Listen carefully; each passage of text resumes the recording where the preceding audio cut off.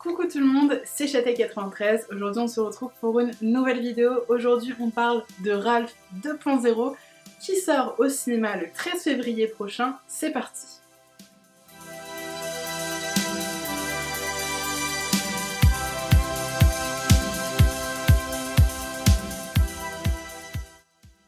J'ai eu la chance d'être invitée à l'avant-première par Disney. Je fais un gros bisou à Arnaud qui a réussi effectivement à m'avoir une petite invitation de dernière minute. J'ai donc eu la chance d'assister à l'avant-première. Vous pouvez juste ici un petit peu voir les stories Instagram que j'ai pu faire durant la soirée. Il y avait toute l'équipe du film, les réalisateurs, les voix off. J'ai eu la chance de discuter un petit peu avec eux et même de prendre une photo avec les réalisateurs du film. C'était vraiment génial comme expérience. Et puis juste après, il y avait une after party qui était pas très loin du cinéma, vraiment avec une soirée hyper immersive de l'univers du film. On revoyait des spams, etc. Et c'était vraiment hyper intéressant. Donc sur ça, vraiment chapeau à Disney pour avoir fait à la fois une avant-première exclusive et une soirée hyper immersive. 6 ans après le premier film, Ralph repart pour de nouvelles aventures avec Vanellope. Dans le premier film, Ralph est un méchant qui en a marre d'être coincé dans son univers. Il va en fait au fur et à mesure du temps découvrir plein d'autres jeux vidéo et il va tomber sur celui de Vanellope. Entre les deux va naître une amitié incroyable. Et effectivement dans ce deuxième film on retrouve les deux personnages principaux du premier et cette fois-ci ils vont découvrir Internet pour essayer de résoudre une nouvelle énigme, une nouvelle quête. Donc je vous en dis pas plus, je vous laisse un petit peu voir les quelques images du film qui vous en disent davantage.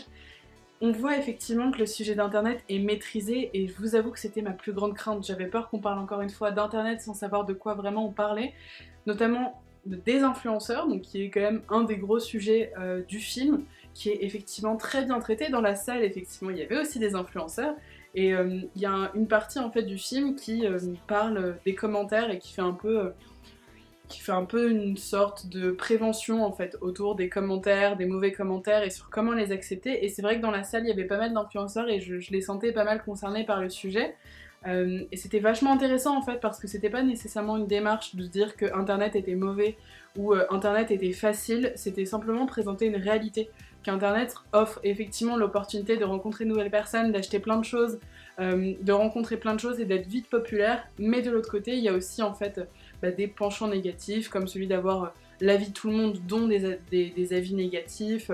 Enfin voilà, et pour le coup je trouve que le sujet d'internet était hyper bien maîtrisé sur le film, donc c'est vraiment quelque chose à noter. Effectivement ce qui est encore intéressant aussi c'est la profondeur des personnages de Vanellope et Ralph qui dans le premier film sont quand même assez légers. Ralph c'est simplement un gros méchant et Vanellope une petite rêveuse, et là pour le coup sur le second film on a une réelle profondeur et notamment sur la relation qui les lie les deux. Donc sur une amitié qui peut parfois être un peu invasive et Ralph va avoir davantage de profondeur, va davantage se poser de questions sur ses relations aux autres et je trouve ça hyper intéressant. Ce que je trouve intéressant dans Ralph 2.0 c'est la profondeur de la relation entre Vanellope et Ralph, et c'est la raison pour laquelle je fais un petit peu un parallèle avec Vaiana parce que du coup Maui et Vaiana ont un peu cette même relation. Donc c'est une amitié un petit peu fraternelle où l'un et l'autre se soutiennent et sont des mentors pour l'un et pour l'autre, et ça malgré le jeune âge de la protagoniste. Donc les uns et les autres s'apportent beaucoup et je trouvais qu'il y avait vraiment un parallèle à faire sur la relation entre les personnages, comment ils évoluent au cours du temps et comment à terme ils arrivent à atteindre leurs objectifs respectifs. Et sur ça je trouve que la relation entre les deux est hyper enrichissante et bien plus travaillée que le premier film. Alors effectivement, moi qui suis une grande fan d'OST de films, il m'est nécessaire de vous dire d'écouter l'OST de Ralph 2.0 qui est vraiment génialissime. On a la chance d'avoir la participation de Alan Menken sur ce deuxième OST. Alors Alan Menken, pour ceux qui ne savent pas, c'est un des très grands noms de Disney. Alors pour vous donner quelques exemples de films sur lesquels il a pu travailler au niveau de la musique, si je vous dis Hercule, La Petite Sirène, Aladdin, enfin c'est vraiment un monstre musical pour Disney. Et là, comme vous avez sûrement vu dans les bandes annonces, les premières bandes annonces de Ralph 2.0, effectivement, les princesses Disney sont de retour, et plus particulièrement sous un jour nouveau, et c'est ce qui va sûrement donner envie aux plus jeunes, je pense, de redécouvrir les premiers films de l'âge d'or en fait de Disney. Parce que bon bah généralement quand on parle de Blanche-Neige, quand on parle de La Belle au Bois dormant, c'est des films qui parlent pas beaucoup en fait à la jeune génération qui est née avec Réponse, qui est née avec Rebelle, qui a l'habitude de voir des femmes indépendantes, qui a l'habitude de voir des personnages en 3D également. Et là en fait dans Ralph 2.0, comme vous le voyez dans les extraits actuellement, effectivement tous les personnages Disney ont été retravaillés en fait, donc façon 3D et correspondant en fait à l'univers de Ralph 2.0.